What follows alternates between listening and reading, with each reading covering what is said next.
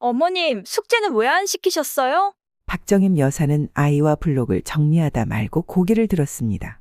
하지만 며느리는 멈추지 않았습니다. 애가 감기 걸린 것도 어머님 때문인 거 아세요? 요즘은요, 할머니도 자격증 있어야 해 봅니다. 그냥 가족이라고 아무나 맡기던 시대 아니잖아요. 이 모든 말은 하루 종일 손주를 돌본 박정임 여사에게 날카로운 비수가 되어 꽂혔습니다. 며느리의 말투는 부탁이 아닌 평가였고 존중이 아닌 검열이었습니다. 그날 이후 박 여사는 결심하게 되었습니다. 자신을 더는 공짜 도우미로 여기지 않는 세상을 살기로 말입니다. 그 결심의 시작을 이야기합니다. 현관문을 닫고 돌아서는 정임은 깊게 숨을 내쉬었습니다. 며느리 지연의 말이 귓가에 맴돌고 있었습니다. 요즘은 할머니도 자격증 있어야 애 본다니까요. 그 말은 단순한 농담이 아니었습니다. 하루 종일 아이를 보살피고 밥을 먹이고 씻기고 놀아주던 시간들을 무가치하게 만드는 한 줄의 말이었습니다. 정임은 자신이 쓸모없는 사람이 된 것 같다는 생각을 처음 하게 되었습니다. 처음 아이를 봐달라는 부탁은 몇 달 전이었다. 그날 지연은 다급한 목소리로 전화를 걸어왔다. 정말 죄송한데요. 갑자기 도우미 아주머니가 그만두셨어요. 당장 아이를 맡길 데가 없어요. 아들 도연도 회사에서 중요한 프로젝트가 시작됐고 지연은 마케팅 총괄 업무로 밤 9시는 되어야 퇴근한다고 했다. 양가 부모 모두 일하거나 거리가 멀어 당장 아이를 봐줄 수 있는 사람은 정임뿐이었다. 정임은 흔쾌히 수락했습니다. 다른 이유는 없었습니다. 그저 손자 준호를 보고 싶었고 아들 부부에게 조금이라도 도움이 되고 싶었습니다. 정임에게 손자를 본다는 건 기쁨이었고 가족이라는 이유만으로 충분한 이유였습니다. 준호를 처음 하원시키러 갔던 날이 아직도 기억에 남아 있습니다. 작은 가방을 메고 나온 아이는 정임을 보자마자 두 팔을 벌렸습니다. 할미 왔어? 오늘은 무슨 간식이야? 그 말에 마음이 녹아내렸습니다. 그날부터 정임은 매일 오후 3시 반이면 유치원 앞으로 나갔습니다. 왕복 2시간이 넘는 거리였지만 발걸음은 가벼웠습니다. 정임은 원래 인천에서 혼자 살고 있었습니다. 젊은 시절 실내 건축 일을 하며 혼자 아들을 키웠습니다. 남편은 사업 실패 후 가정을 떠났고 그 뒤로 연락도 끊겼습니다. 밤낮 없이 일하며 아들을 키우던 시절이 떠올랐습니다. 그 고된 시간을 떠올리며 정임은 이렇게 생각했습니다.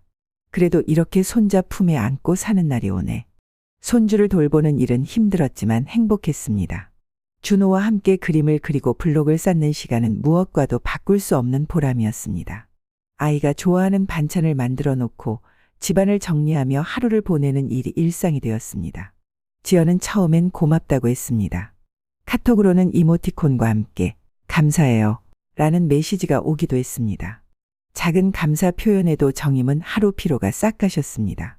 하지만 그런 메시지는 어느 순간부터 사라졌습니다.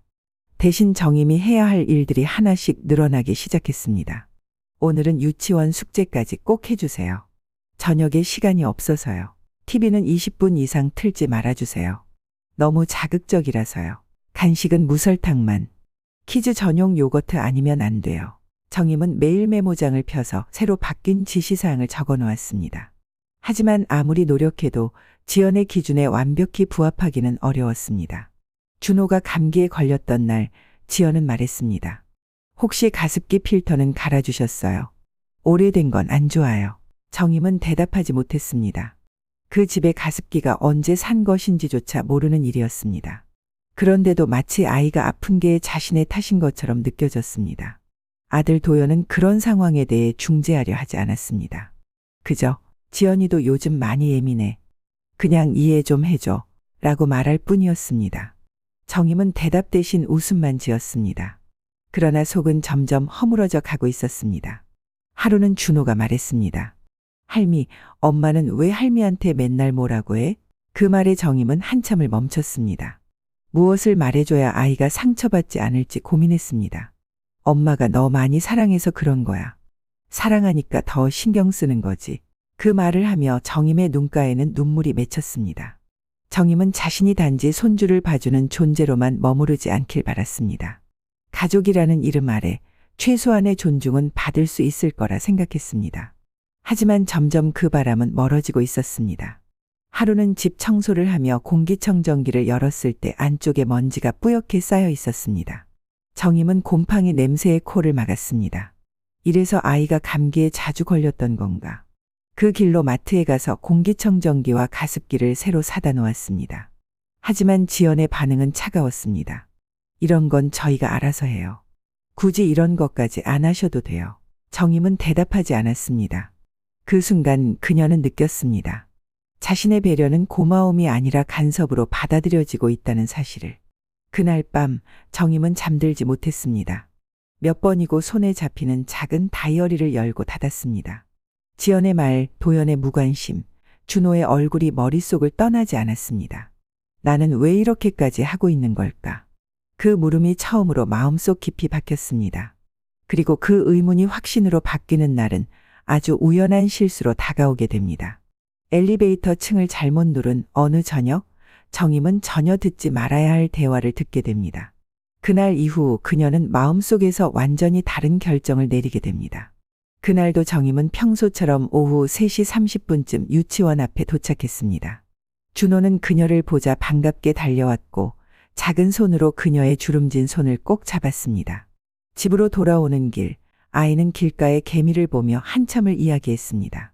할미, 개미는 왜 줄 맞춰 다녀? 정임은 웃으며 대답했습니다. 개미도 규칙이 있어서 그렇지. 너처럼.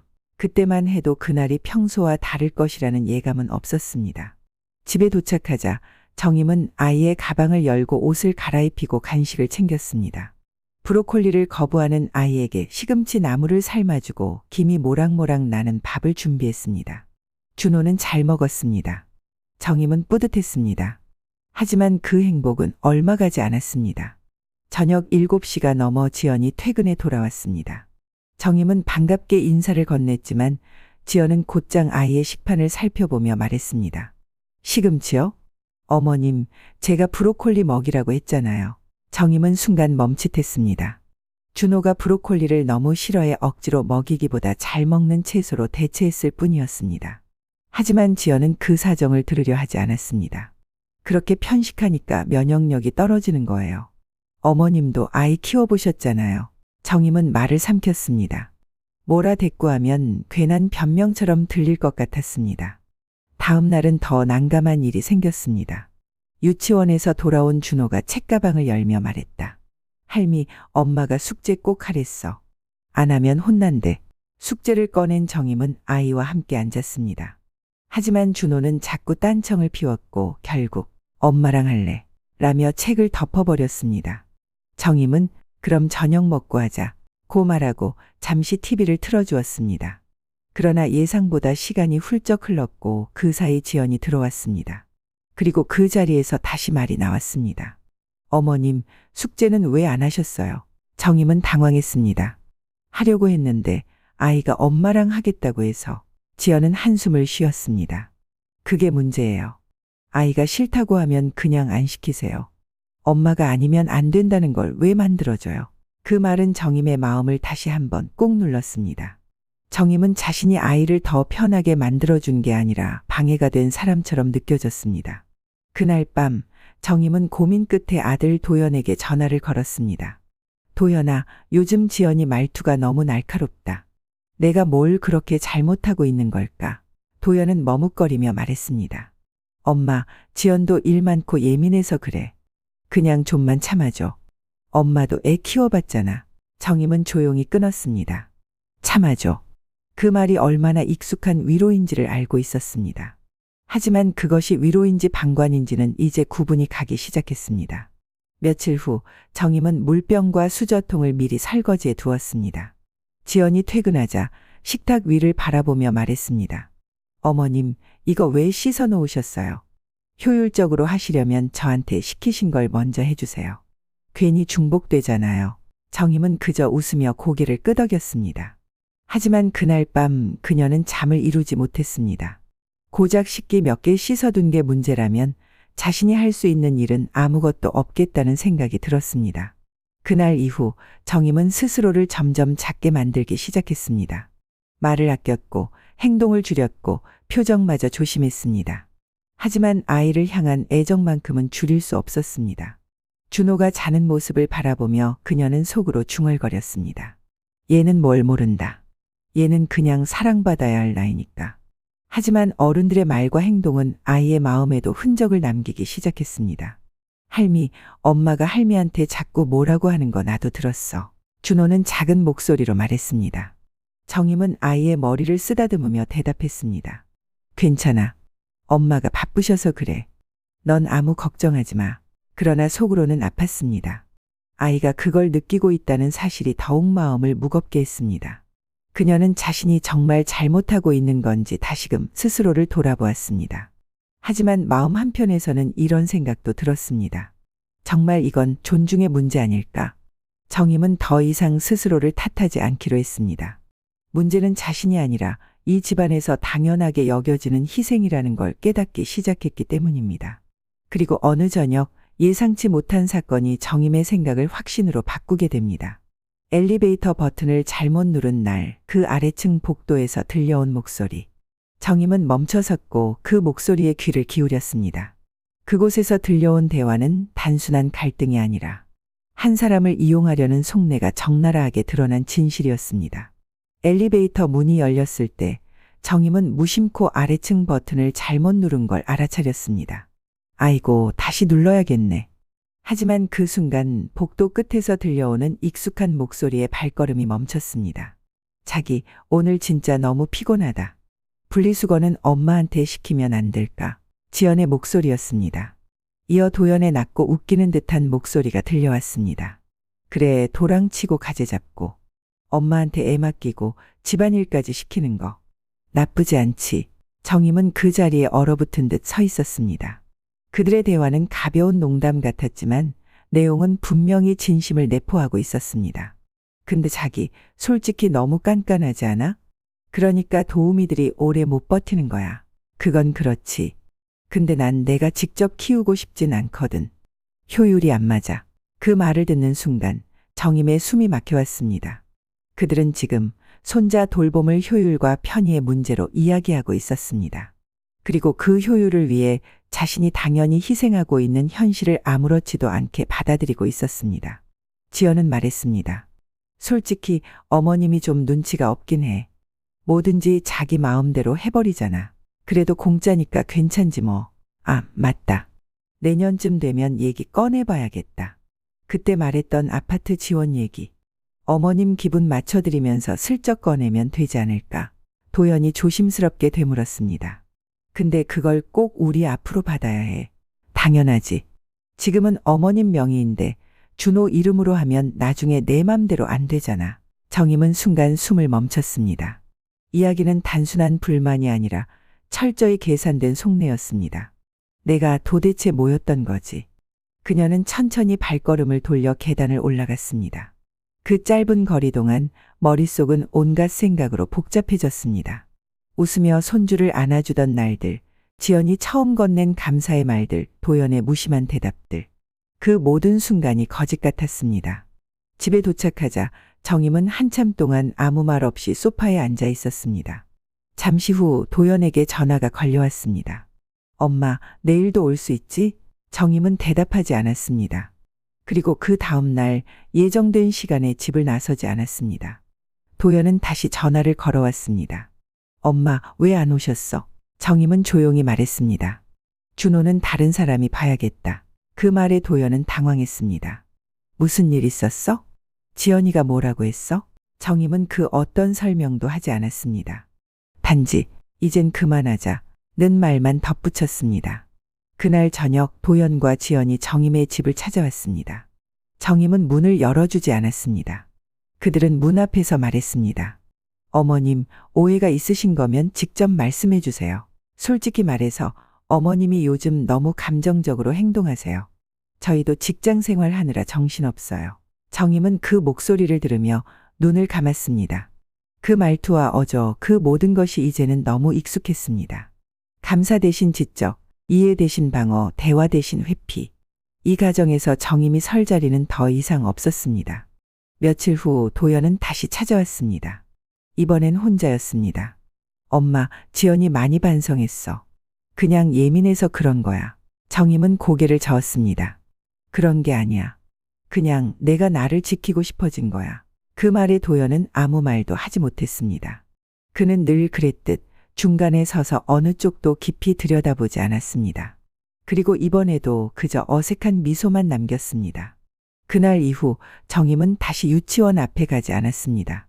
매일 정해진 시간에 버스를 타고 가던 습관은 사라졌고 그 대신 오전엔 동네 도서관에 들르고 오후엔 산책을 했습니다.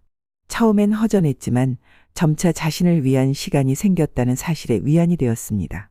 그녀는 이제 더 이상 누군가의 누군가가 아닌 그냥 나로 살아가기로 했습니다. 그리고 마음속 깊은 곳에서는 이렇게 중얼거렸습니다. 내가 나를 아껴주지 않으면 아무도 나를 존중하지 않는다. 정임이 손주 돌봄을 중단하고 몇 주가 지났습니다. 예상보다 일상은 빨리 자리를 잡았습니다. 혼자 차려 먹는 밥도 익숙해졌고 아침에 TV가 꺼진 조용한 집도 이제는 어색하지 않았습니다. 시간이 생기자 정임은 평소 하지 못했던 일을 하나씩 해나갔습니다. 작은 동네 도서관에서 책을 빌려 읽고 예전에 해보고 싶었던 수채화 교실에도 등록했습니다. 그림을 그리는 동안에는 아무 생각도 들지 않았고 그 시간이 참 고마웠습니다. 지연과 도연은 연락을 몇 차례 해왔지만 정임은 대부분 받지 않았습니다. 그저 조용히 자신을 돌아보는 시간을 보내고 싶었습니다. 그러던 어느 날 도연이 혼자 찾아왔습니다. 익숙한 현관 비밀번호를 누르고 문 앞에 섰지만 이전과 달리 정임은 문을 열지 않았습니다. 도연은 초인종을 누르며 조심스럽게 말했습니다. 엄마, 우리 잠깐만 이야기하자. 지연도 많이 반성했어. 문 너머에서 정임은 조용히 말했습니다. 생각할 시간이 더 필요하다. 나중에 얘기하자. 그날 이후로 도연은 무작정 찾아오지 않았습니다. 지연 역시 연락을 하지 않았습니다. 정임은 그것이 오히려 더 편안했습니다. 하지만 그렇게 시간이 흘러가던 어느 일요일 아침 뜻밖의 전화 한 통이 걸려왔습니다. 어머님, 죄송해요. 제가 너무 경솔했어요. 지연의 목소리는 전보다 낮고 조심스러웠습니다. 그땐 일이 너무 많아서 저도 제 자신을 못 챙기고 있었어요. 근데 돌아보니 어머님께 너무 많이 의지하고 있었더라고요. 정임은 아무 대답을 하지 않았습니다. 지연은 잠시 침묵을 지키다가 덧붙였습니다. 혹시 이번 주만 다시 도와주실 수 있을까요? 급하게 외근이 잡혀서요. 하루 이틀만요. 정임은 마음속이 복잡해졌습니다. 그동안 받은 상처가 하루 만에 지워질 리 없었습니다. 하지만 또 한편으로는 손주의 얼굴이 떠올랐습니다. 결국 그녀는 짧게 대답했습니다. 이번 주까지만이다. 그날 이후 정임은 다시 준호를 보러 갔습니다. 오랜만에 만난 준호는 여전히 밝고 순수했습니다. 할미, 나 보고 싶었지? 너는 할미 생각 안 났어. 맨날 났지. 아이의 웃음에 마음이 풀어지는 듯 했지만 완전히 풀린 건 아니었습니다. 정임은 더 이상 그 집의 공기청정기를 만지지 않았고 식사도 미리 준비해 놓지 않았습니다. 그저 아이만 돌보고 조용히 돌아왔습니다. 며칠 뒤 지연이 정임에게 작은 봉투를 내밀었습니다. 어머님, 이건 지난번 일에 대한 사과와 감사의 뜻이에요. 받아주세요. 정임은 그 봉투를 바라보다가 고개를 저었습니다. 필요 없다. 사과는 말로 충분하다. 지연은 당황한 듯 고개를 숙였고 정임은 자리에서 일어났습니다. 그리고 며칠 후 다시 익숙한 대화가 반복되기 시작했습니다. 어머님, 준호 오늘 숙제 안 해왔대요. 그건 엄마랑 하겠다고 해서 안 시킨 거다. 어머님이 좀 더 단호하셨으면 좋겠어요. 또다시 작은 균열이 생기고 있었습니다. 정임은 속으로 생각했습니다. 또 시작이구나. 도연은 여전히 모호한 태도를 보였습니다. 정임이 집에 다녀온 뒤 도연에게 전화했을 때 그는 이렇게 말했습니다. 엄마, 지연이 요즘 많이 노력해. 그냥 좀만 더 이해해줘. 지금은 중요한 시기라서. 그 중요한 시기는 늘 존재했고 그 이해는 늘 정임의 몫이었습니다. 정임은 더 이상 같은 말을 반복하고 싶지 않았습니다. 며칠 후 정임은 준호를 데려다주고 조용히 집을 정리했습니다. 아들에게 짧은 문자 하나를 보냈습니다. 오늘까지야. 이제는 정말 그만할게. 그날 저녁 도연이 다급히 전화를 걸어왔지만 정임은 받지 않았습니다. 며칠 뒤 도연과 지연은 정임의 집을 다시 찾았습니다. 지연은 문 앞에서 무릎을 꿇고 말했습니다. 어머님, 잘못했어요. 정말 이번엔 진심이에요. 도연도 따라 고개를 숙였습니다. 엄마, 그냥 한 번만 더 봐줘. 지연이 진짜 변하려고 해. 정임은 그들을 바라보며 천천히 말했습니다. 변하려는 건 좋다. 그런데 나는 다시 돌아가지 않겠다. 너희는 너희 방식대로 살고 나도 나대로 살겠다. 그 말은 단호했지만 미움은 담겨 있지 않았습니다. 정임은 더 이상 감정을 앞세우지 않았습니다. 그녀는 단지 자신의 삶을 존중해 주기를 바랐을 뿐이었습니다. 그날 이후 손자 돌봄은 다시 도우미에게 맡겨졌습니다. 지연은 한동안 사과의 메시지를 보냈고 도연도 자주 안부를 묻기 시작했습니다. 하지만 정임은 예전처럼 그들에게 모든 시간을 내어주지는 않았습니다. 그녀는 여전히 수채화 교실에 나가고 도서관에도 자주 들렀습니다. 그리고 속으로 다짐했습니다. 나는 누군가의 도구가 아니라 나의 삶을 사는 사람이다. 갈등은 잠시 멈춘 듯 보였지만 또 다른 문제는 예고 없이 다가오고 있었습니다. 이번엔 돈이 얽힌 문제였습니다. 정임이 남겨둔 통장을 보고 지연이 내뱉은 말 한마디. 그 말이 또다시 깊은 균열을 만들어내기 시작했습니다. 며칠 전 지연은 냉장고 위에 있던 봉투를 발견했습니다. 그 안엔 정임의 메모와 함께 통장 사본이 들어 있었습니다. 혹시 몰라 준비해둔 거예요. 건들지 마요. 필요하면 내가 줄 테니. 간단한 문장이었지만 지연의 얼굴에 미묘한 표정이 떠올랐습니다. 그녀는 조용히 그 종이를 다시 접어 넣었지만 마음 한구석이 꿈틀거리기 시작했습니다.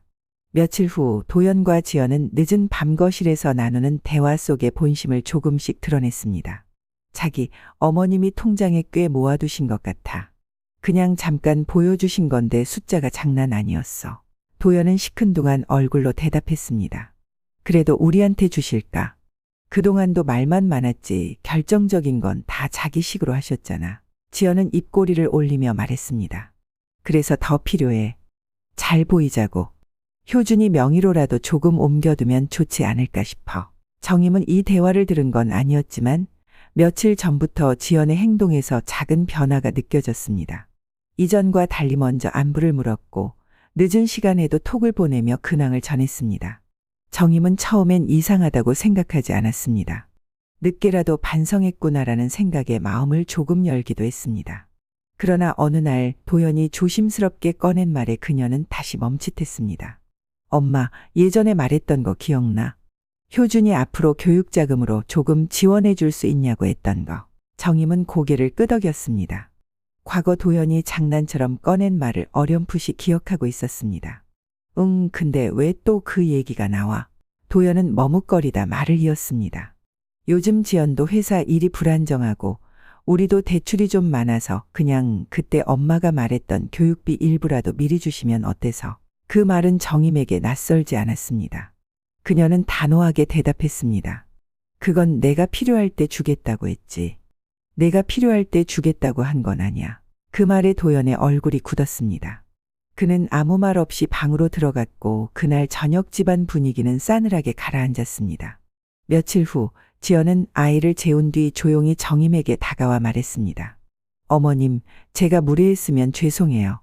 근데 저희 상황이 생각보다 많이 힘들어요. 정임은 지연의 얼굴을 한참 동안 바라보았습니다. 예전 같았으면 마음이 흔들렸겠지만 이번엔 달랐습니다. 지연아, 너희 힘든 거 이해는 한다.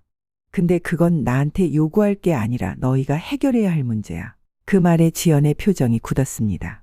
잠시 침묵이 흐르고 지연은 고개를 끄덕이며 물러났습니다. 그러나 그 이후 정임은 자신도 모르게 불안감을 느끼기 시작했습니다. 한번 흔들린 신뢰는 쉽게 회복되지 않았고 눈빛 하나 말투 하나에도 의미를 담아 해석하게 되었습니다. 그렇게 며칠이 지나고 정임은 우연히 도연의 책상 위에서 한 장의 문서를 발견했습니다. 그건 부동산 상담사와의 통화 메모였습니다. 어머니 명의 아파트 증여 가능 시기문에 증여세 절감 방안 명의 이전 시기 조율. 그 문장을 보는 순간 정임은 손끝이 떨렸습니다. 결국 여기까지 왔구나. 그녀는 그 종이를 조용히 다시 원래대로 덮었습니다. 그리고 다음 날 아침 집에서 나와 평소보다 일찍 도서관으로 향했습니다. 책을 펼쳤지만 글자는 눈에 들어오지 않았습니다. 대신 머릿속을 떠도는 건 지연의 말, 도연의 태도, 그리고 그 종이에 적힌 단어들이었습니다. 집으로 돌아온 뒤 정임은 작은 금고에서 묵직한 통장을 꺼냈습니다. 몇 년간 모아둔 생활비와 보험 해약금, 남편 사망 후 받은 유족연금 일부가 들어있는 통장이었습니다. 그녀는 메모지에 짧게 적었습니다. 이 돈은 아직 줄 생각 없습니다. 더 이상 이 문제로 언급하지 마세요. 그리고 그 메모를 통장 위에 올려놓고 서랍 안에 넣었습니다. 그날 저녁 도연은 다시 한번 대화를 시도했습니다. 엄마, 혹시 무슨 일 있었어? 요즘 너무 예민하신 것 같아. 정임은 조용히 대답했습니다. 내가 예민한 게 아니야. 너희가 무뎌진 거지.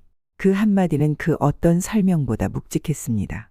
그녀는 점점 더 확신하고 있었습니다. 자신이 다시는 좋은 부모라는 이름으로 희생되어서는 안 된다는 것을. 지연은 더 이상 대놓고 이야기를 꺼내지 않았지만 여전히 눈치를 보고 있었습니다. 그리고 정임 역시 그들의 눈빛 속에서 또 다른 기회를 엿보는 계산을 읽고 있었습니다. 겉으로는 조용했지만 내면에는 또 다른 전운이 감돌고 있었습니다. 정임은 통장을 서랍 안에 넣은 이후 더 단단해졌습니다. 누구의 시선에도 흔들리지 않기로 다짐했고 그 다짐은 하루하루를 지켜내는 원동력이 되었습니다. 겉으로 보기에 정임의 집은 평온해 보였습니다. 도연과 지연도 이전보다 말을 아끼고 직접적인 요구는 자제했습니다. 그러나 그녀는 알고 있었습니다. 겉으로는 조용해도 그 안에 숨은 불씨는 언제든지 다시 타오를 수 있다는 것을. 그러던 어느 날 평소보다 일찍 퇴근한 도연이 정임을 찾아왔습니다. 오랜만에 마주한 얼굴이었지만 정임은 전혀 반갑지 않았습니다. 도연은 소파에 앉으며 말을 꺼냈습니다. 엄마, 우리 솔직히 얘기 좀 하자. 정임은 그제야 그의 눈을 바라보았습니다. 지연이 말이야, 사실 그동안 좀 오버했어. 그건 나도 인정해. 근데 그건 그거고 이제 앞으로 일도 더 바빠질 것 같아서. 말끝이 흐려졌고 정임은 말없이 기다렸습니다. 그 통장 말인데 아예 효준이 명의로 바꿔주는 건 어때? 그 말이 떨어지자 정임은 심호흡을 길게 했습니다. 그래서 그게 솔직히 우리도 힘들고 엄마도 효준 위해서라면. 정임은 조용히 고개를 저었습니다. 그건 내가 결정할 문제가 아니야. 그 돈은 내가 죽기 전까지 내 거야. 도연의 얼굴이 일그러졌습니다. 아니 엄마, 그렇게까지 독하게 굴 일은 아니잖아. 우리도 엄마 자식인데. 정임은 단호하게 말을 끊었습니다. 자식이면 부모를 이용하지 않아. 필요할 때만 연락하고 돈 얘기할 때만 찾는 거, 그건 자식이 아니야. 그 순간 도연은 아무 말도 하지 못했습니다. 하지만 며칠 뒤 사건은 더 커졌습니다. 정임이 외출하고 돌아온 어느 날 그녀는 거실 서랍이 미세하게 열려 있는 걸 발견했습니다. 불길한 예감의 서랍을 열자 통장이 사라져 있었습니다. 정임은 아들의 번호를 눌렀습니다. 도연아, 혹시 오늘 우리 집 왔니? 잠깐 들렀어. 서랍에서 뭐 꺼낸 거 있니? 엄마, 미안해. 잠깐만 써야 해서 나중에 다 돌려줄게. 정임은 수화기를 쥔 손에 힘이 들어갔습니다. 그녀의 눈동자는 천천히 흔들렸고 오래 참고 눌러왔던 감정이 마침내 무너졌습니다. 도연아, 넌 지금 도둑질한 거야. 엄마, 무슨 말을 그렇게 해? 가족끼리 무슨 도둑질이야. 가족이니까 더하면 안 되는 거야. 정임은 더는 말을 이을 수 없었습니다. 서랍 안에 남겨둔 메모지조차 없어진 걸 보며 그녀는 단 하나의 생각만을 품었습니다. 이건 넘어가면 안 된다. 그날 밤 정임은 핸드폰 메시지함을 정리했습니다. 과거 지연이 보냈던 톤 높은 문자들, 간접적으로 돈 이야기를 꺼낸 흔적들. 도연이 했던 말들을 날짜와 시간별로 정리했습니다. 자신이 더는 이해해주는 부모가 아닌 책임지는 어른이 되어야 한다고 느꼈습니다. 이튿날 정임은 가까운 주민센터를 찾았습니다. 그녀는 사회복지 담당자에게 조심스럽게 상황을 이야기했습니다. 상담원은 정중하게 고개를 끄덕이며 말했습니다. 어르신, 너무 잘 오셨어요. 이런 상황 절대 혼자 견디실 필요 없어요. 정임은 처음으로 자신이 보호받아야 할 입장이라는 사실을 실감했습니다. 며칠 뒤 그녀는 동네에서 함께 봉사활동을 하던 말순과 만나 조심스럽게 이야기를 꺼냈습니다. 나 애들한테 속았어. 아니, 속은 건 아닌데 무시당했어. 말순은 고개를 끄덕이며 말했습니다. 정임아, 그 애들 잘못이야. 내가 잘못한 게 아니야. 너무 오래 참은 거지. 그 말에 정임의 눈가가 붉어졌습니다. 나 이제는 그냥 참고 넘기지 않을 거야. 그녀는 자신의 결심을 실행에 옮기기로 했습니다. 가까운 금융기관에 연락해 통장 재발급을 신청하고 모든 자산을 온라인상으로 관리할 수 있도록 설정했습니다. 지문 인증과 2차 보안 설정까지 완료한 후 그녀는 마지막으로 아들에게 문자를 보냈습니다. 도연아, 오늘 통장 정리 다 끝냈다. 다시는 내 돈 손대지 마라. 앞으로는 연락도 말자. 답장은 오지 않았습니다. 하지만 정임은 이미 마음을 정리한 상태였습니다. 그날 밤 그녀는 차분히 거울 앞에 앉아 머리를 빗었습니다. 이마에 깊게 자리 잡은 주름을 바라보며 속으로 중얼거렸습니다. 이젠 나를 지켜야 할 시간이다. 그녀의 손끝은 더 이상 떨리지 않았고 마음은 단단히 다듬어진 돌처럼 묵직해졌습니다. 다음 날 정임은 평소처럼 동네 작은 도서관으로 향했습니다. 그리고 문득 자신이 그렇게 좋아했던 아이의 손을 떠올렸습니다. 작고 따뜻했던 손, 무심코 할미 사랑해 라고 말하던 입술. 그 순수한 존재를 두고 욕심을 부리던 어른들의 얼굴이 오버랩되었습니다. 이제는 복수를 해야 할 때였습니다. 정임은 조용히 일어났고 다시는 되돌아가지 않을 각오를 했습니다. 더 이상 분노에 휘둘리지 않기로 했고 단순히 화풀이로 끝낼 생각도 없었습니다. 그녀는 이번엔 차분하고 치밀하게 자신을 위한 방어선을 구축하기로 결심했습니다. 첫 번째로 한 일은 도연이 통장을 무단으로 가져간 정황을 정확히 기록하는 것이었습니다. 그날의 통화 내용, 문자 메시지, 통장이 사라졌던 시점과 그 전후 상황을 손글씨로 적어 내려갔습니다. 작은 수첩 한 권의 날짜와 시간, 감정 상태까지 꼼꼼히 기록했습니다. 정임은 스스로에게 말했습니다. 이건 누구에게 보여주기 위한 기록이 아니라 내 자신을 잊지 않기 위한 기록이다. 다음으로는 휴대폰 메시지와 녹음 목록을 정리했습니다. 지연이 과거에 보냈던 불쾌한 문자, 도연이 통화 중 무심코 던졌던 돈 관련 발언들. 하나하나 삭제하지 않고 남겨두었던 것이 이제는 의미 있는 조각이 되었습니다. 엄마, 진짜 그 돈 좀 미리 쓰면 안 될까? 나중에라도 주면 되잖아. 그 한마디가 그녀에겐 결정적이었습니다. 정임은 근처 주민센터를 다시 찾았습니다. 이번엔 단지 상담을 받기 위한 방문이 아니었습니다. 공익변호사 상담 지원 프로그램을 이용하기 위해서였습니다. 상담실에서 마주한 변호사는 정중히 인사를 건넨 뒤 상황을 차분히 들었습니다. 어르신, 말씀하신 것처럼 자식이 보호자의 자산을 무단으로 가져갔다는 건 법적으로도 분명한 문제입니다. 특히 그것이 강요나 반복적인 요구였다면 증거에 따라 대응이 가능합니다. 정임은 그 말을 들으며 처음으로 마음 한구석이 놓이는 걸 느꼈습니다. 그녀는 더 이상 혼자가 아니었습니다. 혹시 문자나 통화 기록, 메모 같은 자료는 갖고 계신가요? 네, 전부 정리해놨습니다. 정임은 준비해온 수첩과 스마트폰을 내밀었습니다. 변호사는 고개를 끄덕이며 기록을 넘겨보았습니다. 충분합니다. 아직 법적 대응까지 가지 않더라도 정식 경고나 내용 증명부터 보내는 게 좋겠습니다. 그녀는 잠시 고민했습니다. 그러나 다음 순간 정임은 결심한 듯 고개를 끄덕였습니다. 해주세요. 더 이상 이렇게 넘어가고 싶지 않아요. 이후 며칠 동안 정임은 조용히 자신의 일상으로 돌아갔습니다. 예전처럼 손주를 데리러 가지도 않았고 아들 집 근처에도 발걸음을 하지 않았습니다. 그저 도서관에 들러 책을 읽고 동네 작은 텃밭에서 잡초를 뽑으며 시간을 보냈습니다. 하지만 그녀의 마음속엔 더 이상 미련이 없었습니다. 그녀는 이제 단순한 엄마, 시어머니가 아니라 하나의 인격체로 존중받을 수 있는 사람으로 스스로를 대하기 시작했습니다. 며칠 후 정임 앞으로 한 통의 내용 증명이 발송되었습니다. 수신인은 도연이었습니다. 내용에는 무단으로 가져간 통장을 즉시 반납하지 않을 경우 민사적 대응을 고려하겠다 는 문장이 명확히 담겨 있었습니다. 그날 저녁 도연은 다급히 전화를 걸어왔습니다. 정임은 전화를 받지 않았습니다. 잠시 뒤 지연에게서도 메시지가 왔습니다. 어머님, 이건 너무하신 거 아닌가요? 저희 가족이잖아요. 정임은 답장을 하지 않았습니다. 그녀는 그 어떤 사과도 항의도 회유도 더 이상 들을 생각이 없었습니다.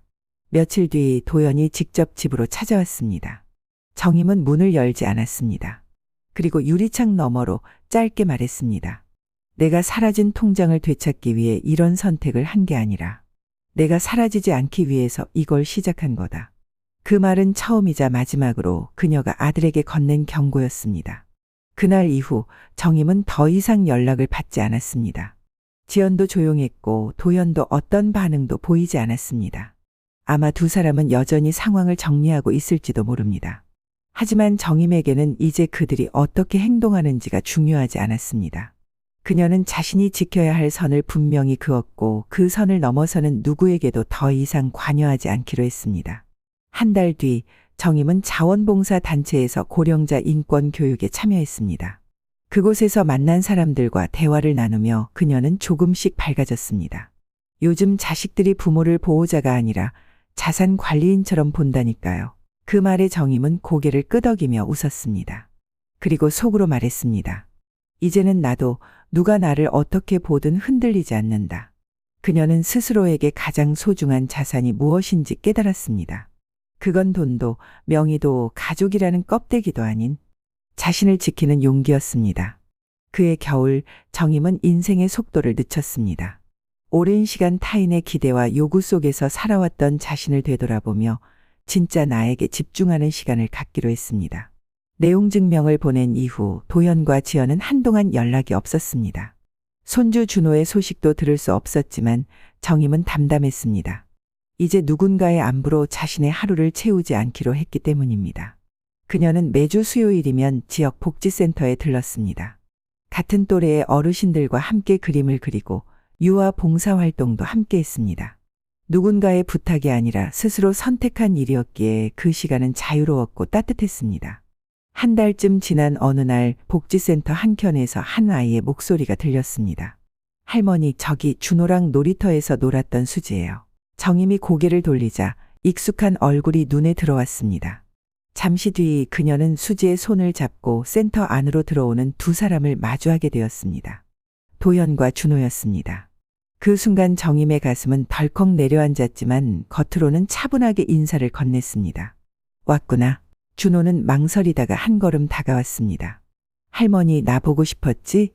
정임은 말없이 아이의 머리를 쓰다듬었습니다. 그 따뜻한 손길이 아이에게도 전해졌는지 준호는 정임의 품에 안겼습니다. 도연은 말없이 서 있다가 조심스럽게 입을 열었습니다. 엄마, 고맙다는 말도 미안하다는 말도 너무 늦게 해서 죄송해. 정임은 조용히 고개를 끄덕였습니다. 그 말에 진심이 담겨 있는지는 판단하지 않았습니다. 그저 그 순간만큼은 서로의 감정을 억누르지 않기로 했습니다. 며칠 후 도연은 다시 전화를 걸어왔습니다. 이번엔 지연도 함께였습니다. 정말 죄송합니다. 저희가 너무 많은 걸 당연하게 여겼어요. 이젠 어머님 인생에 저희가 짐이 되지 않도록 노력할게요. 그 말은 짧았지만 정임의 마음에 작은 균열을 일으켰습니다. 그러나 그녀는 쉽게 다시 마음을 열진 않았습니다. 노력은 내가 하면 되는 거고 용서는 내가 할 수 있는 일이야. 지금은 그냥 각자 잘 살면 좋겠어. 그 말에 도연과 지연은 고개를 끄덕였고 그날의 대화는 조용히 끝났습니다. 그 이후에도 정임은 여전히 예전처럼 살아갔습니다. 다만 마음 한구석에는 더 이상 기대도 분노도 남기지 않았습니다.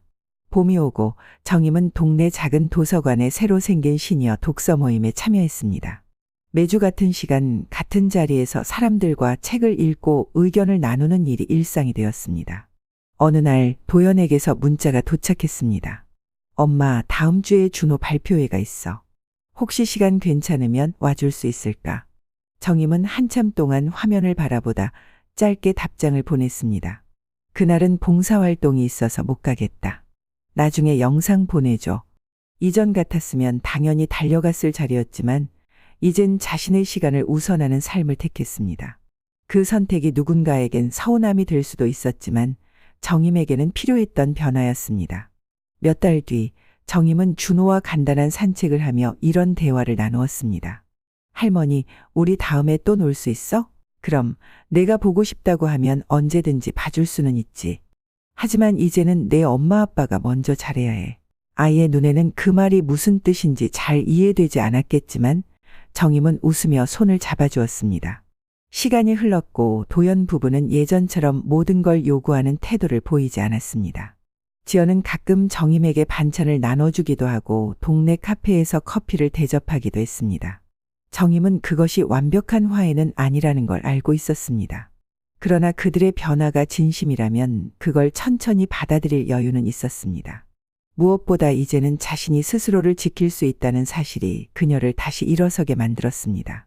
그리고 이제 정임은 주변에 이런 말을 종종 하게 되었습니다. 부모도 사람입니다. 아무리 자식이라도 존중받지 못하는 희생은 의미가 없습니다.